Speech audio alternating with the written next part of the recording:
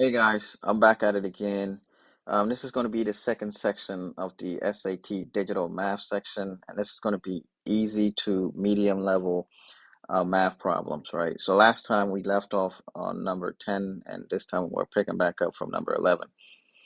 So with that said, let's get right into it. So number 11, we have which of the following equations is the most appropriate linear model for the data shown in a scatter plot? So with this one, it looks like we're going to be using the equation y is equal to mx plus b, mx plus b. I mean, some people call it the slope-intercept form. I mean, it has, at least this is the name that I know it by. And so from this equation, we know that the equation crosses the y-intercept at about, around 10, and it's positive 10, right? So we can go through and look at all the ones that has positive 10. We can eliminate this one because it doesn't have positive 10. We can also eliminate this one because it doesn't have positive 10. So we're left between the options of this and this. And so the next thing that we probably need to look at, right, if we want to save time, would be what the slope is. We can try to solve for the slope, or we could just do a kind of a glance analysis and see that, hey, the line is headed downwards, right? So the slope must be a negative slope. And so we using that analysis, we can go with option B as our answer, right? So option B is the answer for this one. And then moving on to number 12. Number 12 says the graph of y um, is equal to f of x is shown, or the graph of y equals f of x is shown, where the function f is defined by f of x is equal to ax cubed plus bx squared plus cx plus d, and a, b, c, and d are constants. For how many values of x does f of x equal to 0? So we know, at least from this definition here, that f of x is also the same as y, right? So they're asking for how many values of x is y equal to 0, or f of x equal to 0. So we can look in a graph and say that the graph crosses y is equal to 0 at this point here, right? Because y is 0 there. Y is also 0 at this point, and y is also 0 at this point. So y crosses 0 at 3 different places. So C would have to be the correct answer for this one. And then we move on to number 13. 13 says Vivian bought party hats and cupcakes for $71, right? So we could just put the $71 here just to get started on whatever we need to write. It says each package of party hats cost $3, right? So we could just put $3 times maybe the party hats. So we can put PH maybe for party hats. And each cupcake costs $1. So maybe we can put 1 for cupcake. Let me just put a C for cupcake. If Vivian bought 10 packages of party hats, how many cupcakes did she buy? Or if Vivian bought, okay. All right, so we can just plug in 10 for the party hats, right? We'll still have the cupcake, which we don't know yet. And this will be 71. So we multiply 3 by 10, we get 30. And we still have 71 here. And we have plus the cupcakes, right? So to get how many cupcakes she bought, we can subtract this 30 from both sides of the equal sign. So 30 from here as well. And we get cupcakes should equal to 41. So $41 for cupcakes, right? So we got 41 for 13. Okay, let's move on to 14. So 14 says, what is one of the solutions to the given equation? So typically we can FOIL these ones out. Set it equal to 0 still. And then we think about, so because it's z squared, we'll pull z here, and then we pull another z here. And then we begin to think, hey, what two values can we multiply to get 24? In this case, negative 24. And then add them together to get positive 10, right? At least one number that comes to mind would be like negative, or maybe, give me a second here. It'll be positive 12 times negative 2 should give you negative 24. And then if you add negative 2 and positive 12, you should be able to get a positive 10. So one of the solutions could be like I said y, z is equal to positive 2. Could be one of the solutions. And then the other one could be like z is equal to negative 12. So these are, one of the potentially two solutions that you can have here. I put two of them, but either one you put should be correct. And then number 15 says, bacteria are growing in a liquid growth medium. There were 300 cells per milliliter during an initial observation. The number of cells per milliliter doubles every 3 hours. How many cells per milliliter will there be 15 hours after the initial observation? Okay. So we start off with 300, and I'm gonna cut off all this just to make my job easier. I don't want to rewrite all the zeros, and so that's what we have starting at maybe 0 hours, right? And then after the first 3 hours, that 300 doubles, and so we can put 3 here. And after the next 3 hours, right, this should double to about 1200, right? At that point, 6 hours have elapsed, all right? And then after the next 3 hours, this one doubles again, so we should have 2400. And at that point, this should be 9, right? And then after the next 3 hours, this should double again, so we should have about 4800. 4800. By then, an additional 3 hours had elapsed, right? So we should have about 12 here. And then on the 15th hour after the last 3 hours has elapsed, this doubles again, and we should have about 9600, right? So the answer should be D.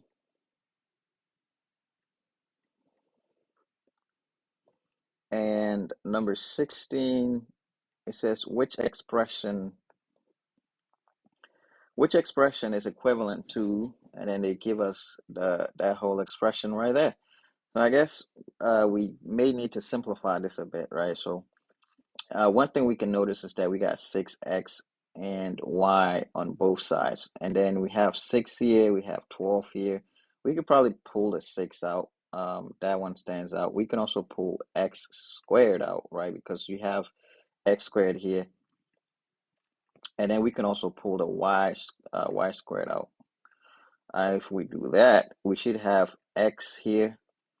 And then when these two multiply, the exponents, at least in this scenario, would add up. So we should have about x to the 6 here.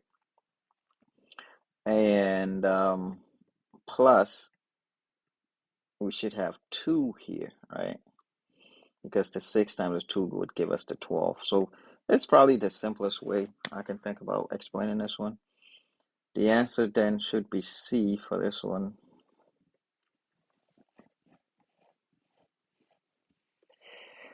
And we move on to number 17. Number 17 says a neighborhood consists of a 2-hectare park and a 35-hectare residential area. The total number of trees in the neighborhood is 3,934. The equation 2x plus 35y is equal to 3,934 represents this equation. Which of the following is the best interpretation of x in this context? So, again, they're looking at this equation here, y is equal to mx plus b, right?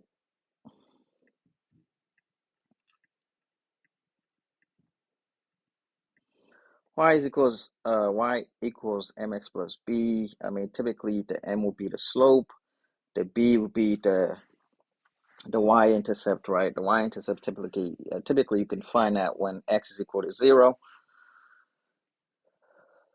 And so they're asking us, hey, which of the following is the best interpretation of x in this equation? So x, as they explained, let me see, it says a neighborhood consists of 2 hectare park and a 35. So the 2 here is what's attached to the x, right? So the hectare park. So let me see. So the average number of trees per hectare park in the park. This looks like the most likely option then, right? Because typically this would be the slope, which is typically the rate of change. And then B says the average number of trees per hectare park in a residential area. I think that's what Y was at least the 35 was representing, which in this case attached to Y. And then C says the total number of trees in a park. That can be it. I think they gave us what the total number was, which was 3,934. And then D says the total number of trees in a residential area, which also isn't it. So it's not D, it's not C, it's not B. So it has to be A in this case. Number 18 looks very similar to something we've done before. So 18, give me a second here, says the graph. So 18, likely we're also using, we're going off by this slope-intercept form or y-intercept form equation, where it says the graph shows the relationship between the number of shares of stock from company A, X, and the number of shares of stock from company B, Y, that Simone, I guess it looks like, yeah, Simone can purchase. Which equation could represent this relationship? So, like I said before, it looks like the y-intercept when x is equal to 0, right? In this case, will look like it'll be 40. And then we could also solve for the slope, right? I mean, we have numbers that we can use to determine what the slope is. So we could this one. I think this one we may actually have to determine the slope. So typically the slope, you pick 2 points and you go off of that, right? So we could pick this point here and perhaps this point here. I mean, these should be 2 good points. And this point, let me see. So this point is saying, okay, 10, 20, okay. Alrighty. So it looks like we picked x is equal to 15.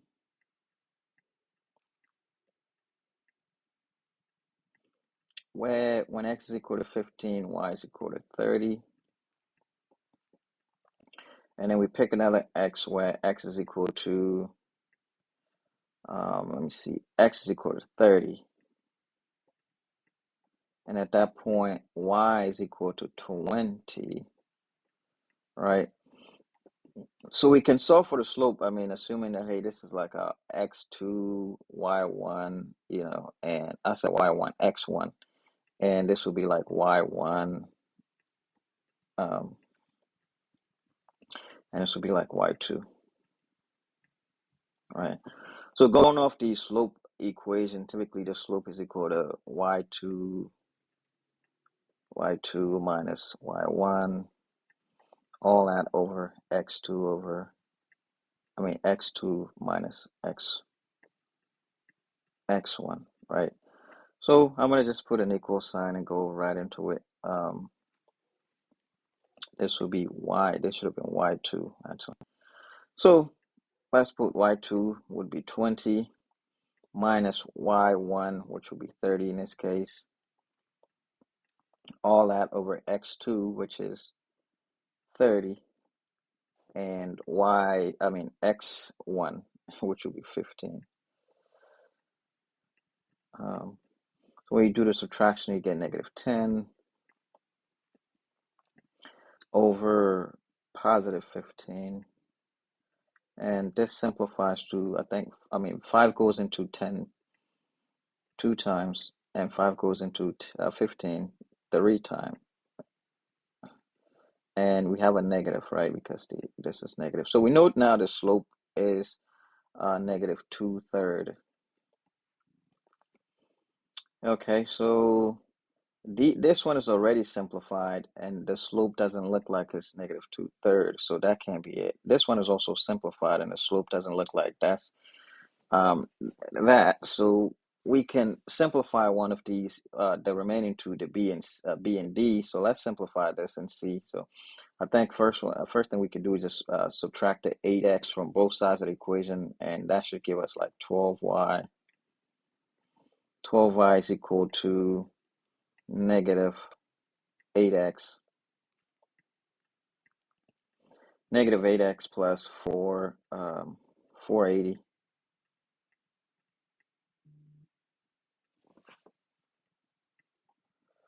480, and then we can divide the 12 on this side to get rid of the 12. So we can do that for here, and we can do that for here as well. And we get y by itself, so we get y is equal to, and then, I mean, we have 8, negative 8 divided by 12, right? What number goes into that? I mean, we know 4 goes into 8 2 times, and 4 goes into 12 3 times, right? So here we realize that we have the slope that we were looking for. So, and then uh we divide 480 by 12, and that should give us 40. So that gives us all the things we were looking for, right? The x, when x is equal to 0, y should equal to 40. And then we also have a negative slope, the negative slope which we've already solved for, which was negative 2/3. So B looks like the correct answer here. Yeah, I mean, that took a lot of math, but at least we got through that.